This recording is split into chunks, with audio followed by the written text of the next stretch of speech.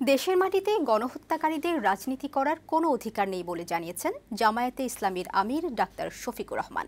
সকালে খুলনা মহানগরীর সোনাডাঙ্গায় আল ফারুক সোসাইটিতে খুলনা মহানগর জামায়াতের রুকন সম্মেলনে তিনি এই কথা বলেন। জামায়াতের আমির বলেন, জনগণ এবং রাষ্ট্রের কল্যাণ ও সমৃদ্ধির মধ্য দিয়ে এই দেশে রাজনীতি করতে হবে।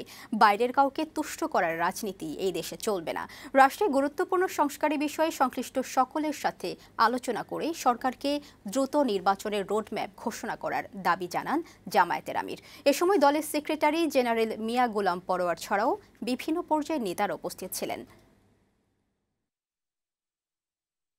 গণহত্যাকারীদের জনগণের ময়দানে রাজনীতি করার কোনো অধিকার থাকতে পারে না। মানুষের কল্যাণে নিবেদিত হবে।